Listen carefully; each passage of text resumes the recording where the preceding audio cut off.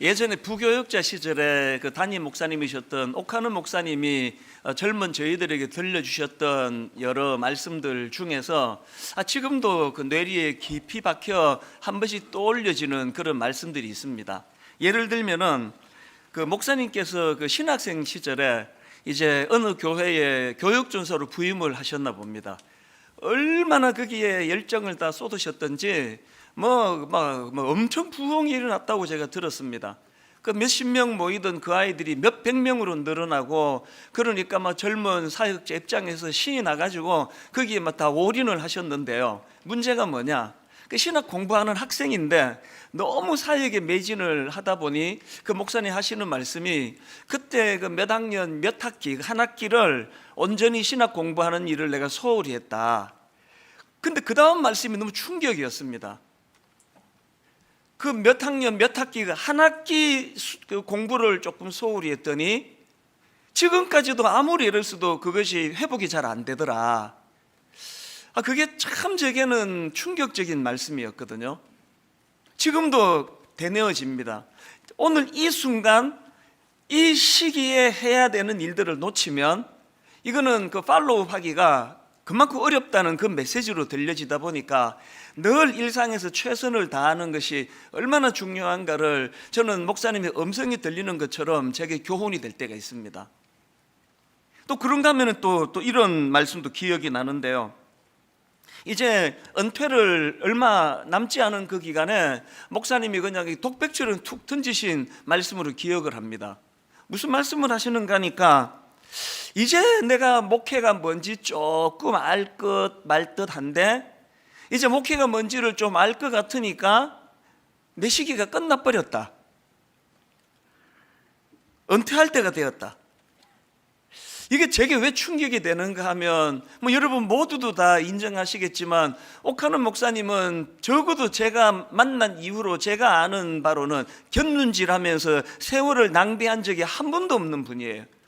온전히 인생을 이 목양을 향하여 그거 하나만을 놓고 달려가고, 어떤 면에서는 자녀 교육도 좀 희생이 있고 가정도 돌보는 일이 좀 참 마음이 아프시고 그렇게 필요할 정도로 집중해서 한 곳을 향해 달려가신 그분도 시간이 모자란다는 거예요. 이게 참 충격이 됐는데 지금도 마찬가지입니다. 이게 인생의 재료가 이것도 결핍이고 저것도 부족하고 그래서 우리가 어려운 게 많은데 그 중에서 이 시간이 충분하지 않은 거, 이게 얼마나 우리로 하여금 긴장을 하게 만드는지 모릅니다. 그 생각을 할 때마다 저는 그 목사님의 육성이 막 들리는 것 같습니다. 제가 지난 송구 영신 예배를 마치고 우리 새아이에게 문자로 그 나폴레옹이 했던 경구 하나를 보내줬거든요. 이런 내용입니다. 오늘의 불행은 언젠가 내가 잘못 보낸 시간의 보복이다. 지난 연말부터 계속 이 나폴레옹의 경구가 제 마음에 되뇌어지는 겁니다.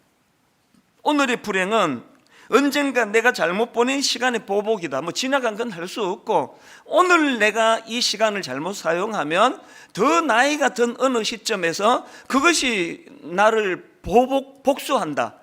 뭐로 의미하겠습니까? 하루하루 최선을 다해 살아가는 것의 중요함을 일깨우는 그런 경고 아닙니까? 그런가 하면은 새해 들어가지고 또 제 마음이 울림이 되는 영화 대사 하나가 또 있는데요. 인생을 낭비한 죄, 시간을 낭비한 죄. 이거는 그 빠삐용이라는 유명한 영화 대사에 나오는 한 대목인데요. 이제 그 주인공이 자기 아내를 죽였다는 억울한 누명을 쓰고 이제 감옥에 갑니다. 늘 그게 이제 억울하다 보니까요, 이제 깜빡 잠이 들었는데 꿈에 그 지옥의 재판관을 만납니다. 그래서 이제 꿈에서도 이제 호소를 하는 거예요. 재판관님, 저는 결백합니다. 저는 제 아내를 죽이지 않았습니다. 그랬더니 그 지옥의 사자가 하는 말이, 나도 안다. 그래, 너 사람 죽이지 않았다. 너는 살인과는 관계가 없다. 그렇다면 내가 무슨 죄로 이런 고통을 받아야 합니까? 그랬을 때 그 지옥의 재판관이 한 말이 이겁니다. 그것은 인생을 낭비한 죄, 시간을 낭비한 죄이다.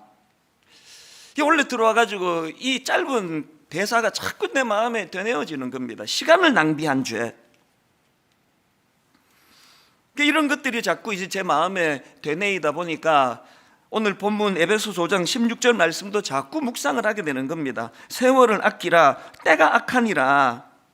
이 때가 악하다는 이 표현이 뭘 의미하는지는 뭐 여러 의미가 있겠지만, 여러분, 이 세상이 악하면 악할수록 우리 시간 도둑질을 많이 해먹는다는 그 차원으로도 이 말씀을 읽을 수 있는 거 아닙니까? 오늘날 저는 이 시대 청소년들이 불행한 게 난 그거라고 생각합니다.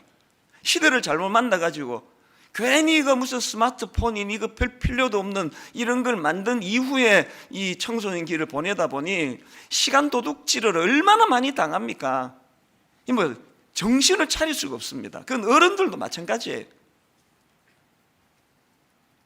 세월을 아끼라 때가 악하니라. 여러분, 여기 나오는 아끼라 이 단어는 헬라어로 엑사고라조라는 단어인데요, 이 단어는 원래 사다, 대가를 지불하고 구해내다, 이런 뜻을 가진 단어입니다. 이게 뭘 강조하는 표현입니까? 그만큼 내게 주어진 시간이 소중한, 내 가진 모든 걸 다 주고 반드시 사야 되는 금은 보화와 같이 중요한 게 그게 바로 내게 주어진 시간이다, 이걸 강조하기 위한 그 표현 아니겠습니까? 그러다 보니까 참 하나님께는 감사하는 일인데요, 요즘에 제 하루하루의 삶이 계속 이런 부분으로 참 기도 제목이 떠올려지는 그런 상황입니다. 저희 어머니는 이제 연세가 96세가 되시다 보니까 이제 노심초사 막내 아들 위하는 마음밖에 없으신 것 같아요. 그래서 전화를 드리면 거의 매일 똑같은 말씀을 하세요. 연세가 이제 들어가시는 그런 특징이기도 한데요, 하여튼 전에는 안 그러셨거든요. 주를 위해 충성해라, 늘 충성해라, 이런 말씀하셨는데 요즘에는 전화만 드리면 힘들어서 어떡하니, 얼마나 힘드니, 계속 그런 말씀을 하세요. 죽을 것 같지, 이런 말씀도 하세요. 얼마나 힘드니 그러시면요, 제가 앵무새처럼 대사가 있습니다. 딱 두 마디 말씀을 드립니다. 첫 번째 마디가, 엄마, 우리나라 사람치고 이 정도 수고 안 하고 밥 먹는 사람 아무도 없습니다. 이게 내 첫 번째 드리는 말씀이고요. 그 다음 두 번째 드리는 말씀이 이겁니다. 엄마, 메뚜기도 한철인데 이렇게 필요할 때 있을 때 열심히 해야 되지 않겠습니까? 언제까지 저를 이렇게 필요로 하겠습니까? 그러면 또 어머니는 금방 승복을 하세요. 네 말이 맞다, 끊자, 그리고 끝이에요. 그 내일 되면 또 똑같은 말씀만 하세요. 얼마나 힘드니, 죽을 것 같지? 그럼 똑같은 말을 또 드려요. 그럼 네 말이 맞다. 이게 지금 계속 반복이 되는 그런 일상을 보내고 있는데요, 사실 저희 어머니께 드리는 제 답은 이거 정직한 제 고백입니다. 진심입니다. 이 나 같은 촌놈을 하나님이 이렇게 쓰임새 있도록 인도하시는데 이 얼마나 감사한 일이며, 그리고 메뚜기 한철 아닙니까? 이제 60이 됐는데 언제까지 제가 이렇게 쓰이겠냐고요. 그래서 제가 요즘에는 이런 생각을 하면은 이게 이제 군가처럼 계속 이제 되뇌어지는 찬양이 하나 있는데요. 어두운 밤 쉬되리니 내 직분 지켜서 찬 이슬 맺힐 때에 즉시 일어나 해 돋는 아침부터 힘써서 일하라. 일할 수 없는 밤이 속히 오리라. 맨 끝에 하나 불러드리려고 처음부터 다 부른 거예요. 일할 수 없는 밤이 속히 오리라. 이게 요즘 제 마음에 계속 되뇌어지니까 일할 수 있는 이 현실이 너무너무 감사한 거예요. 옛날에는 사실 순장님이 이제 한 몇 년 하다가 목사님 이제 좀 지쳐서 쉬어야 되겠습니다 할 때 내가 불러주던 그 찬양이었는데요, 일할 수 없는 밤이 속히 오는데 조금만 더 힘내시죠, 그런 뜻으로 저 찬양을 제가 주로 많이 인용했는데요, 요즘에는 진짜 내 영혼에게 제가 부르는 찬양이에요. 감사로 부르는 찬양이에요. 일할 수 없는 밤이 속히 올 텐데 오늘도 이렇게 힘을 얻어 예배를 인도하고 말씀을 전하고 상담을 하고 우리 교역자들을 또 섬기고 이럴 수 있는 일이 얼마나 감사한 일인가. 그래서 일할 수 없는 밤이 속히 올 것이라는 것을 기억하면서 기회 있을 때 충성을 다하는 그런 종이 되기를 원한다. 이런 마음의 다짐을 계속 이제 하게 되는 것입니다. 이런 점에서 저는 오늘 본문 세월을 아끼라 때가 악하니라 이 말씀을 가지고 우리가 한번 좀 말씀을 돌아보고 점검해 보기를 원하는데요. 자, 여러분, 이 본문 전후의 말씀을 쭉 제가 살펴보다 보니까 하나님께서는 이 우리가 세월을 소중히 여기는 삶을 살기 위하여 몇 가지 그 지침이라 그럴까요? 우리에게 주시는 그런 말씀이 있는 것을 깨달을 수가 있습니다. 이것들을 좀 살펴보려고 하는데, 자, 첫째로요, 우리가 세월을 소중히 여기는 삶을 살기 위해서는 현재 자기의 삶을 주의 깊게 돌아보셔야 된다는 거예요. 현재 오늘의 내 모습을 주의 깊게 살펴보는 것으로부터 세월을 아끼는 이런 하나님의 은혜를 누릴 수 있게 된다는 겁니다. 에베소서 5장 16절에서 세월을 아끼라 때가 악하니라 이 말씀 바로 앞에 이런 말씀이 나옵니다. 15절 세 번역으로 보니까 그러므로 여러분은 어떻게 살아가야 할지를 살피십시오. 그 세월을 아끼라는 이 권면의 말씀이 나오기 전에 먼저 어떻게 살아야 할지를 살피라는 거예요. 헬라어로 보면 여기 나오는 살피라는 이 단어는요, 그냥 뭐 보다 살펴다 이 정도가 아니고 아주 주의 깊게 관찰하는 차원에서 살피는 겁니다. 저나 여러분이 나중에 나폴레옹처럼 유배지에 가가지고 돌이킬 수도 없는데 지금 내가 겪고 있는 이 여러 가지 것들이 너무나 후회된다는 그런 토로를 하기 싫으시면은 기회 있을 때 우리를 살펴야 돼요. 나 이렇게 살아도 되는지, 시간을 이렇게 낭비해도 되는지. 제가 이번에 미국에 가서 20대 초반에 대학 다닐 때 친구들을 몇 명을 만났더니요, 하나같이 제게 교훈이 되는 거예요. 한 친구가 하는 말이, 이제 나이가 좀 들어가면서 너무너무 후회되는 게 뭐냐, 왜 그 쓸데없는 하나도 중요하지 않은 것에 그렇게 인생을 내가 낭비했는가. 대인관계도 이야기하더라고요. 조금만 품어버리면 되는데, 조금만 용납하면 되는데 그거를 시시비비를 가리느라고 그런데 에너지를 왜 이렇게 많이 낭비했는지 모른다고. 너무 와닿았습니다. 여러분, 우리를 살펴야 돼요. 이 소중한 시간을 아무것도 아닌 일에, 누구 미워하는 일에, 분노하는 일에, 세월을 아끼기 위해서는 지금 내가 어떻게 살아가고 있는지를 아주 주의 깊은 관찰력을 가지고 그렇게 자기를 살펴야 된다는 겁니다. 이 거북이는 느려도 행복하다, 이런 그 제목의 책이 있는데요, 그 책에 보면은 우리가 잘 아는 그 토끼와 거북이를 가지고 이제 설명을 하는데, 어떻게 느림보 거북이가 그 빠른 토끼를 이길 수 있었는가, 그걸 이제 재밌게 분석한 대목이 있더라고요. 느림보 거북이가 어떻게 그 빠른 토끼를 이길 수 있었느냐, 먼저 중요한 거는 무엇을 상대하느냐의 문제라는 겁니다. 토끼는 상대방 거북이를 상대했지만 거북이는 토끼를 상대한 게 아니라 결승점을 상대했다는 게, 결승점까지 완주하는 것이 그의 목표지 거북이는 토끼를 이기는 게 목표가 아니었다. 오히려 이게 승리의 비결이다. 그러면서 이제 바로 연이어가지고 같은 맥락에서, 그러다 보니까 토끼는 계속 상대방 거북이를 의식하면서 시합에 임했지만 거북이는 상대방 토끼가 아니라 결승점을 향해서, 그의 시선은 항상 결승점에 고정이 되어 있었기 때문에 결국은 토끼가 거북이를 이길 수 없고 거북이는 토끼를 눌러 이길 수밖에 없었다. 이 간단한 또 뻔한 이야기지만 참 이게 주는 메시지가 저에게 많은 교훈이 됐습니다. 이 세상은요, 우리가 토끼가 되기를 원해요. 끊임없이 비교하게 만듭니다.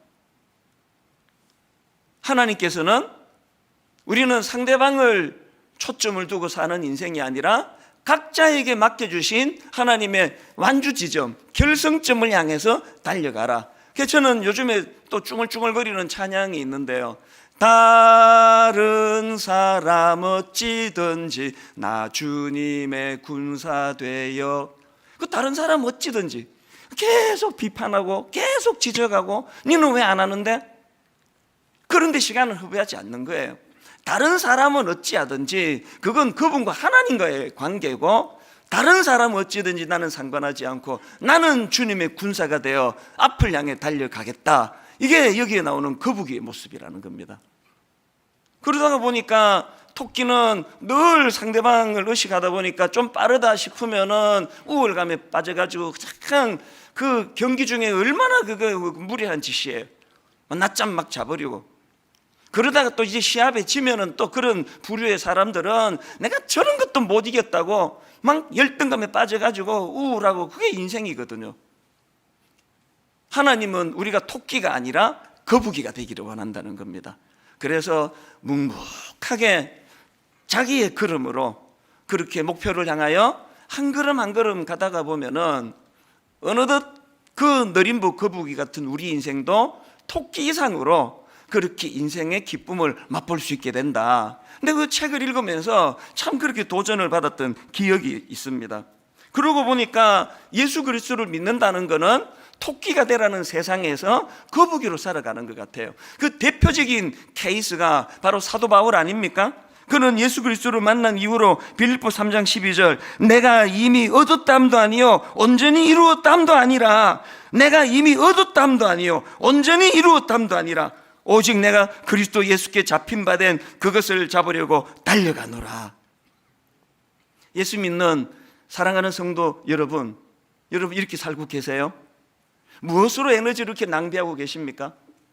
우리 애보다 옆집 애가 이번에 좀 더 좋은 학교 들어간 것 때문에 계속 거기에 에너지가 지금 소진되고 있는 분 계시면은 오늘 마음을 다 잡으시면 좋겠습니다.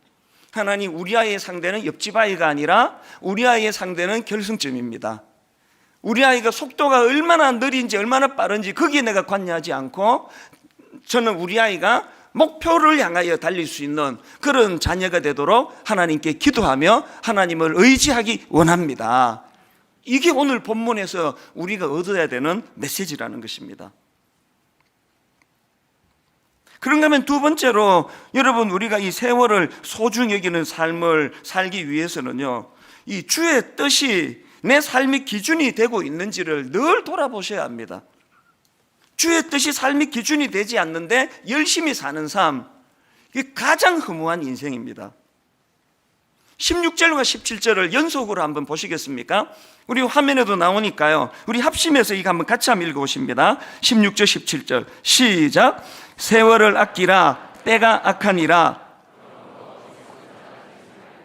오직 주의 뜻이 무엇인지 이해하라. 여러분, 지금 세월을 아끼라는 이 말씀 바로 이어 나오는 게 뭐냐 하니까 오직 주의 뜻이 무엇인지를 이해하라는 겁니다. 여기 나오는 이해하라는 단어는 원어로 보면은 이 종합적인 판단을 내릴 수 있는 그런 능력 차원에서의 이해예요. 종합적인 판단을 가지고 이해하는 이해력, 이게 얼마나 중요합니까? 제가 앞에서 언급했던 거북이는 느려도 행복하다, 그 책에 이런 내용이 나옵니다. 한번 내용을 들어보십시오. 오늘날 토끼 같은 청춘들이 얼마나 많은가. 그들은 이리 뛰고 저리 뛰고 열심히 무언가를 위해 달리지만 자신이 어디로 가고 있는지에 대한 방향을 잃어버렸다. 비전이 없다는 것은, 잘 들어보세요. 비전이 없다는 것은 목적지를 알지 못하고 태평양 한가운데에서 그저 노를 젓고 있는 모습과도 같다. 너무나 제게 와닿는 말씀입니다. 목적지를 알지 못하고 태평양 한가운데서 그저 노를 젓고 있는 모습, 이게 주님의 뜻이 자기 삶의 기준이 되지 않은 채 열심히만 사는 사람들이 가지는 허무예요. 태평양 바다에서 막 열심히 노를 젓는데 왔다 갔다 그 자리예요. 방향이 없는 거거든요. 사도 바울이 다메섹 도상에서 예수님을 만난 이후로 그 인생의 결정적인 삶의 변화가 이거 아닙니까? 사도행전 20장 24절 얼마나 뚜렷한 방향과 목표와 목적이 있었던지 이렇게 고백합니다. 내가 달려갈 길과 주 예수께 받은 사명 곧 하나님의 은혜의 복음을 증언하는 일을 마치려면 나의 생명조차 조금도 귀한 것으로 여기지 아니하노라. 여러분이 하나밖에 없는 자기 목숨을 난 이것을 위하여 난 던질 준비가 되어 있다, 이런 확신을 가진 그 무엇을 발견한 인생, 행복한 인생 아닙니까? 지금 이 코로나 바이러스를 위시해 가지고 뭐 전 세계적인 지금 혼란, 이거는 지금 표류하는 배와 같습니다. 왜 이렇게 두려운 거예요? 저 목회 30년 동안에 이렇게까지 예배가 흔들거려 본 적은 뭐 전 세계적으로 지금 일어나고 있는 이런 현상은 정말 두려운 일이에요. 왜 이렇게 두려우세요? 한치 앞을 모르니까요. 예배 왔다가 누가 이걸 옮길지 모르니까 그냥 두려운 거예요. 공포스러운 거예요. 그저께 저랑 가깝게 지내는 어떤 교수님이 이 시대 현상을 참 역시 전문가들은 달라요. 딱 세 줄로 딱 분석한 글을 제게 보내왔습니다. 딱 첫 줄이 이렇습니다. 모든 시대. 화면으로도 좀 부탁을 했거든요. 모든 시대, 권위자가 있던 시대, 포스트 모던 시대, 이 시대죠. 포스트 모던 시대, 권위가 상대화되는 시대, 포스트 모던 시대, 각자가 신이 되는 시대. 딱 이 하나로 이 시대 현상을 설명을 했더라고요. 뭐 그런 그 뉴스 신문 기사 다 읽으셨겠지만요, 2000년대 이전에는 이런 종류의 바이러스를 듣지도 보지도 못했다는 거예요. 왜 자꾸 이런 일이 발생을 하는 겁니까? 각자가 신이 돼버리니까요. 각자가 기준이 돼버리니까요. 절대적인 어떤 중심이 없다가 보니까 태평양 바다에서 노는 열심히 졌는데 어디로 가는지 아무도 몰라요. 이것이 집단화가 되니까 저는 너무 공포스러운 게요. 뭐 이거야 뭐 이제 또 뭐 곧 끝나겠죠. 어떤 괴물 같은 게 또 치고 들어올지, 무엇이 우리를 위협할지 알 수 없는, 한치 앞도 알 수 없는 이런 시대가 돼버린 게 왜 그러냐? 저는 이게 잠언 21장 5절에서의 말씀과 맥락이 있다고 생각하는데요. 잠언 21장 5절을 보십시오. 부지런한 자의 경영은 풍부함에 이를 것이나 조급한 자는 궁핍함에 이를 따름이니라. 보통 우리가 알기로 부지런한 거에 반대되는 개념은 게으른 거 아닙니까? 부지런한 자에 반대되는 개념은 게으른 자인데요, 여기 보니까 부지런한 자의 반대 개념이 조급한 자라는 거예요. 여기 나오는 부지런한, 이건 히브리어로 하루츠라는 단어인데요, 이 하루츠라는 단어가 형용사로 사용이 되면 날카로운, 부지런한 이런 의미로 사용이 되는데, 이게 명사형으로 사용이 되면 단호한 결의, 이런 뜻으로 사용이 된다는 겁니다. 그래서 그 트럼프 롱맨 교수 같은 분은 이 구절을 설명하면서 이 부지런한 자를 결의가 굳은 자로 해석을 합니다. 결의가 굳은 자의 특징이 뭐라고요? 조급하지 않다는 겁니다. 결의가 굳은 자, 그리고 또 이 부지런함의 반대말이 이게 조급함이라고 한다면, 우리는 게으른 문제는 뭐 해결이 됐는지는 모르지만 오늘 이 시대 대부분의 사람들이 이 조급함의 문제, 그래서 저는 이 구절을 쭉 묵상을 하다가 여러 번 말씀드린 시편 1편에서 분류하는 두 군상, 바람직한 인간의 모습과 바람직하지 못한 인생의 모습, 성경이 바람직한 인생으로 묘사하는 3절을 보시오. 시편 1편 3절. 그는 시냇가에 심은 나무가 철을 따라 열매를 맺으며 그 잎사귀가 마르지 아니한 같으니 그가 하는 모든 일이 다 형통하리로다. 그 다음에 바람직하지 못한 인생, 지혜롭지 못한 인생, 악인으로 표현되는 4절입니다. 악인들은 그렇지 아니하며 오직 바람에 나는 겨와 같도다. 이 조급한 자 아닙니까? 오늘 이 시대는 바람에 나는 겨와 같은 인생이 바람직한 인생이라 그럽니다. 새벽에 일어나 밤 늦게까지 달리고 시류에 민감하고 시사 잡지 몇 개씩 읽어보고 늘 민첩하게 움직이는데 바람에 나는 겨예요. 향방 없이 막 정신없이 분주하게 사는데, 막 숨이 안 쉬어질 정도로 바쁘게 사는데 태평양 바다에서 노젓고 있는 거예요. 맨날 그 자리예요. 그래서 허무한 거 아닙니까?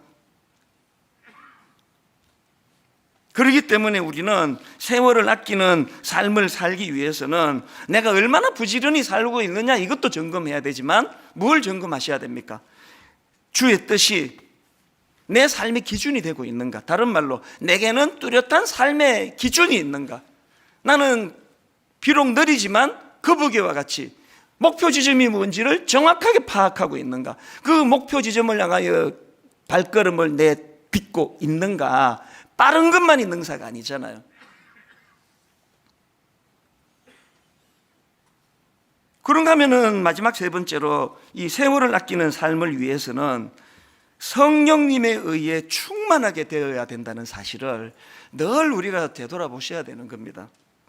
내가 지금 제대로 가고 있는지 점검하는 것도 중요하고, 그리고 또 예수 그리스도가 내 삶의 기준이 되는가를 돌아보는 것도 중요하지만, 궁극적으로는 그 일을 이루시는 분은 내 안에 성령님의 도우심이라는 걸 정확하게 알고 있어야 된다는 그 얘기예요. 그래서 18절에 보니까 술 취하지 말라, 이는 방탕한 것이니 오직 성령으로 충만함을 받으라. 여러분, 왜 16절에서 세월을 아끼라는 말씀이 있는데 바로 그 다음 9절에서 성령으로 충만함을 받으라는 말씀을 여기서 거론하겠습니까?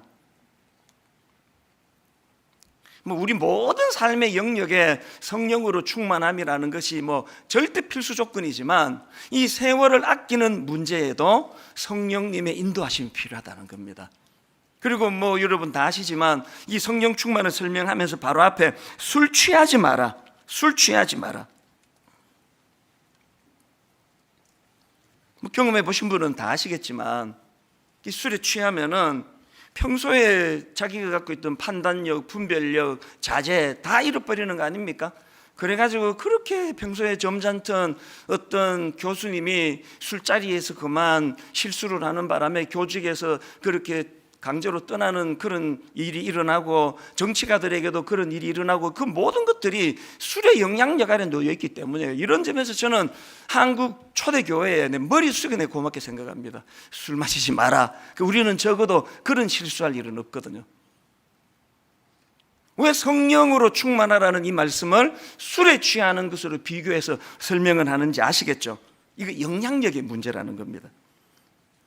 우리가 성령님의 영향력 아래 있으면 우리는 그분이 지도를 받게 돼 있고, 그분의 영향력 아래 있게 된다면 세월을 아낄 수밖에 없는 거 아닙니까? 제가 이번에 미국에 가가지고 이제 시차 때문에 막 잠이 안 오고, 그래서 이제 인터넷에 어떻게 검색하다가 보니까 그 골목 식당이라고 하는 그거를 보여주더라고요. 그래서 제가 길게도 아닙니다. 한 10분 15분 이제 그거를 졸다가 보다가 그렇게 잠깐 봤는데, 보니까 거기에 이제 어떤 엄마하고 젊은 총각이에요. 같이 이제 무슨 식당을 운영하는데요. 이제 백종원 씨 그 일을 이제 도와주는 백종원 씨가 딱 보니까 이 아들이 의욕이 없는 겁니다. 그래서 주머니에 손 넣고 계속 실렁거리고 뭐를 해도 그 의욕이 없고 그러니까요. 그래서 이제 제가 딱 본 그 프로에서 막 엄청나게 혼을 내는, 공개적으로 얼굴이 화끈거릴 정도로 뭐 하고 있느냐고, 이렇게 의욕이 없어서 무엇에 쓰이겠냐고 막 그렇게 야단을 치니까요. 그 젊은 총각이 얼마나 마음이 쓰이겠습니까? 그래서 막 변명을 하니까 더 야단을 치더라고요. 막 그렇게 야단치다가 그 백종원 씨가 가고 나니까 그 아들이 이제 우는데요, 내 마음이 너무 아팠어요. 참 이 시대에 이 밥 먹고 살기가 진짜 어려운 거구나. 수도 그 부엌에 수도 물 켜놓고 막 계속 그렇게 울더라고요.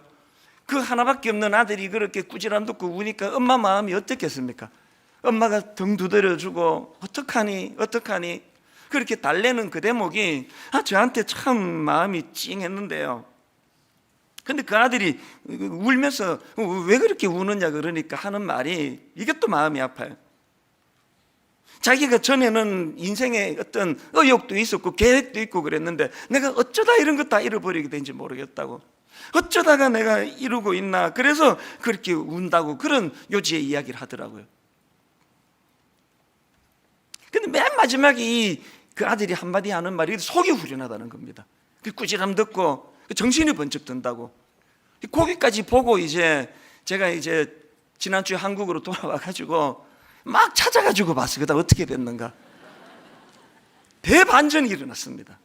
그 짧은 일주일 사이에 이 아들이 대호각성하고 그 백종원 씨가 가르쳐주시는 그 조리법을 가지고 뭘 하나 개발해내고 음식 맛이 확 달라지고, 그래서 잠깐 그 프로를 보면서 제 마음에 무슨 생각이 스쳐 지나갔느냐 하니까요, 이게 나이가 들어갈수록 참 가슴 아픈 현상이에요. 나한테는 백종원 씨 같은 좋은 자가 없는데,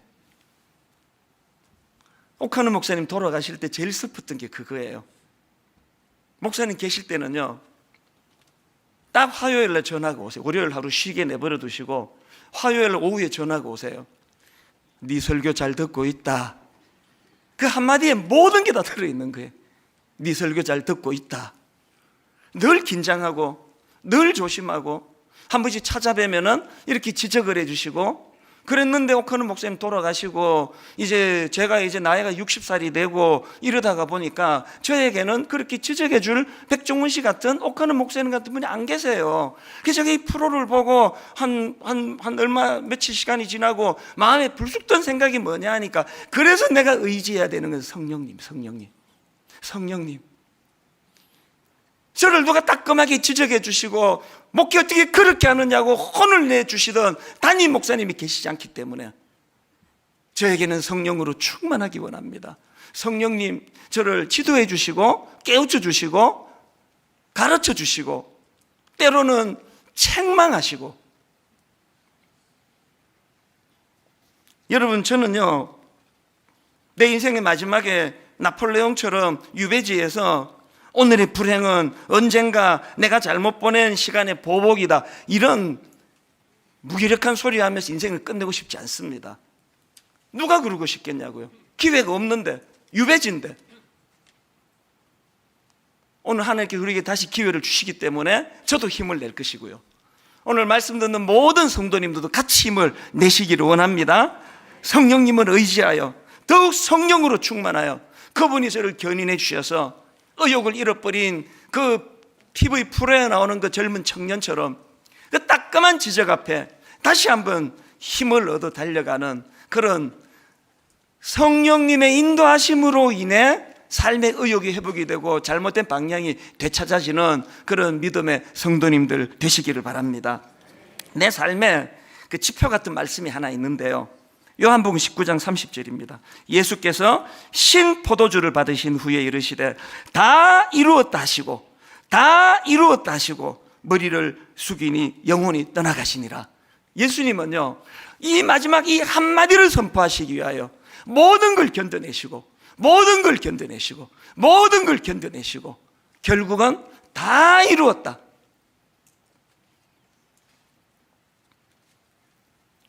이번 멕시코 집회하고 미국 집회는 아마 30년 내 목회 중에 제일 힘든 기간이었던 것 같아요. 우선 그 미국 비행기 타기 일주일 전부터 아파가지고요, 계속 아팠거든요. 겨우 추스려가지고 미국에 머물다가 멕시코로 갔는데, 알고 보니까 이 멕시코 시티는 이게 고산지대예요. 백두산보다 조금 낮대요. 그래서 비행기에서 내리면서부터 두통이 오기 시작해서 이게 무슨 일인가 몰랐는데 체력이 약해져 있으니까 계속 이 두통으로 시달리고요.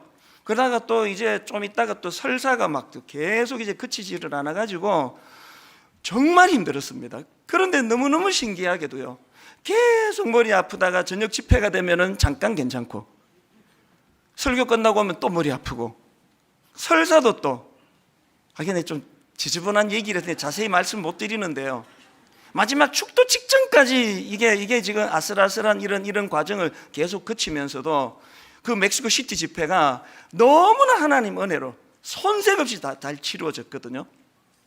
그렇게 하고는 LA로 와가지고 마지막 금요일, 토요일, 주일 저녁 오후까지 집회를 잘 마치고요, 완전히 잘 마치고 바로 짐 싸가지고 공항으로 가는 때부터 아프기 시작하는 거예요.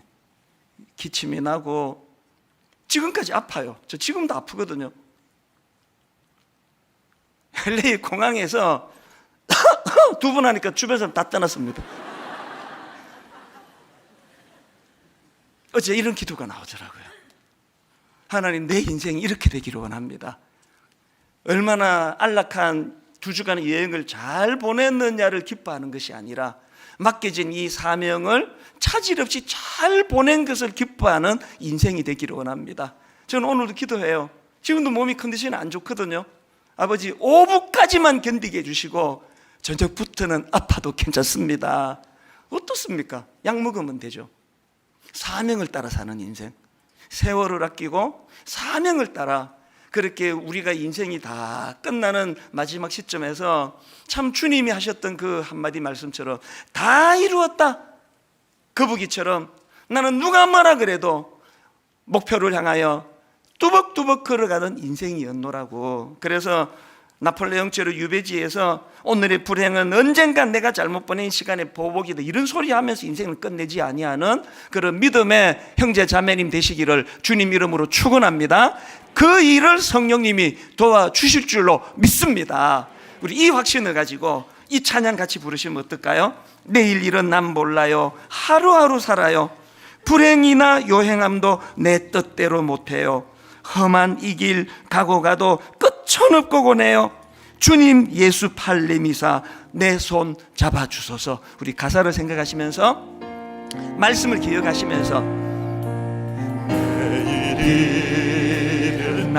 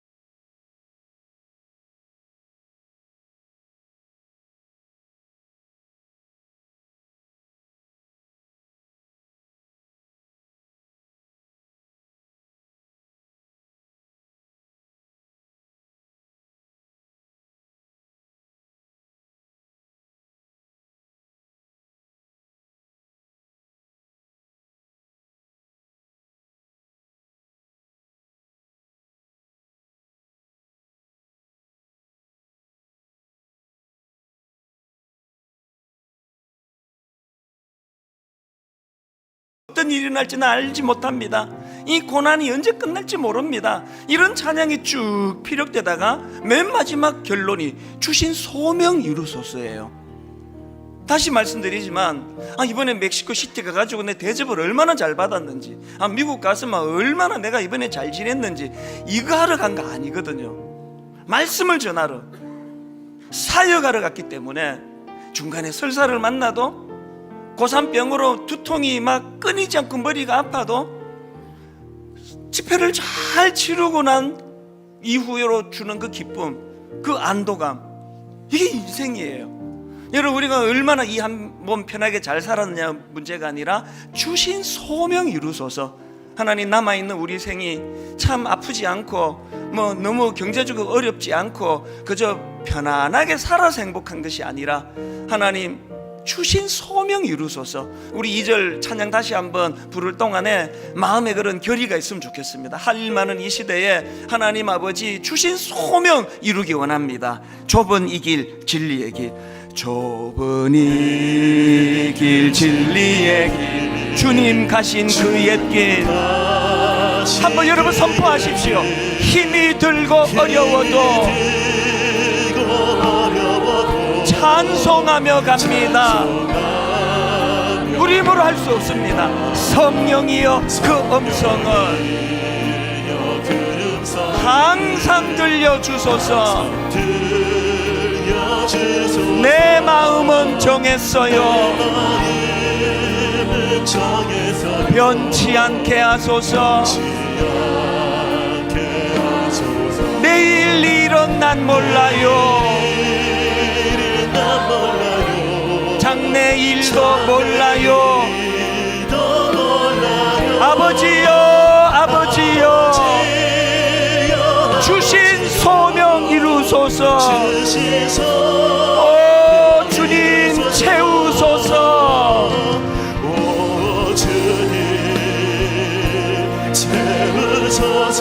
나의 잔을 높이 듭니다.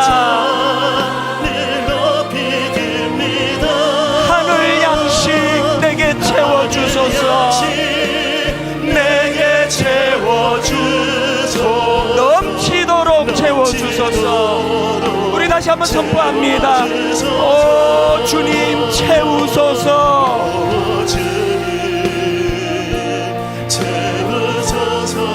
나의 잔을 높이 듭니다.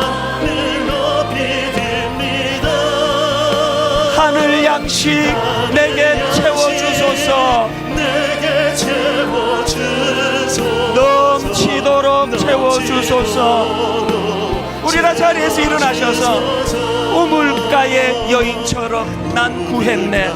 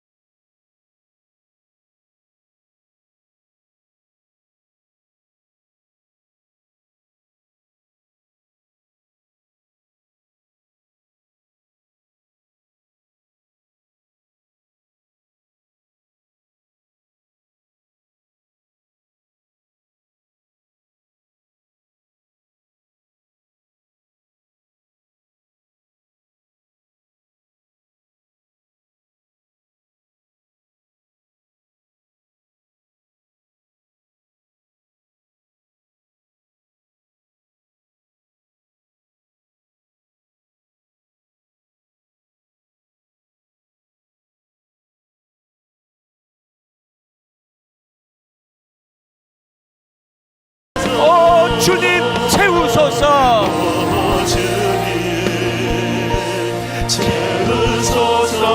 나의 잔을 높이 듭니다. 하늘 양식 내게 채워주소서. 넘치도록 채워주소서.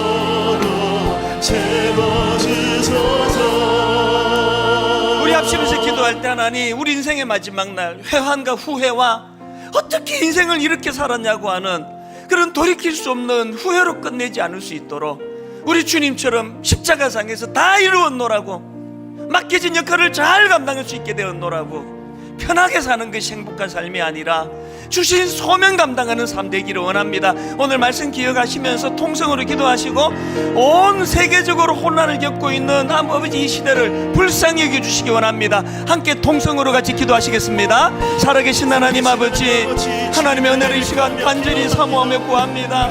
코로나 바이러스라고 하는 우리를 두렵게 하고 우리를 공포에 빠뜨리는 너무나 혼란스러운 아버지 이 시대를 우리가 걸어가고 있습니다.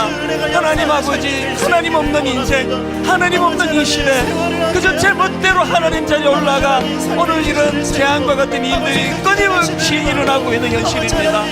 우리를 불쌍히 여겨주시고 우리 각자가 회개의 자리로 나아가기를 원합니다. 우리 각자가 회개의 자리로 나아가 주님의 은혜를 구합니다. 주신 소명 이루소서를 고백할 수 있는 믿음과 그런 은혜를 하나님 우리에게 더하여 주시기를 원합니다. 목마른 사슴이 쉬는 물을 찾듯이 이 은혜를 구하며 살아가는 우리의 삶이 되게 하시고 이 은혜 안에 지난 한 주간 돌아보면 너무나 두렵고 불안했습니다. 이게 언제 끝나게 되는 건지, 어디까지 엄습을 하는 건지, 시시각각으로 들려지는 소식들은 우리를 두렵게 만드는데 아무런 대안이 없습니다. 오늘 하나님 없이 그저 태평양 한가운데 열심히 노를 젓고 달려가고 있는데 보니 제자리에 서 있는 이런 허무함이 엄습하는 시대입니다. 오늘 하나님 주신 말씀이 우리에게 새로운 도전이 되게 하여 주시옵소서. 지도자가 사라져버리고 의뢰할 어른이 없고 따끔하게 꾸지람을 들으면서 정신을 차리게 만드는 그런 주변에 지혜자들이 없는 이 시대이기 때문에 더 간절히 성령님을 사모합니다. 성령님, 우리를 인도하여 주시옵소서. 토끼처럼 알량한 자기의 빠른 것을 자랑하며 경쟁자만 의식하며 살아가는 그런 초라한 인생이 아니라 비록 느리게 발걸음을 옮긴다 할지라도 뚜렷한 결승점을 목표로 그것을 머리에 그리고 누가 무엇라 말하든지 나는 이 걸음을 확신을 가지고 걸어가겠노라고 하는 그런 거북이와 같은 결승점을 알고 걸음을 옮길 수 있는 그런 믿음의 형제 자매들 되게 하여 주시옵소서. 전 국가적으로 공포에 두려움에 떨게 만드는 이 무서운 바이러스를 주님께서 잠재워 주시고 아버지, 이것이 우리에게 무서운 교훈이 되어서 기준이 없어져 버린 이 시대에 오직 여호와의 하나님의 말씀이 우리 삶의 기준이 되어야 한다는 사실을 확인하고 확신하는 그런 교훈을 얻는 이 가슴 아픈 현실, 이것이 우리의 교훈이 되게 하여 주시옵소서.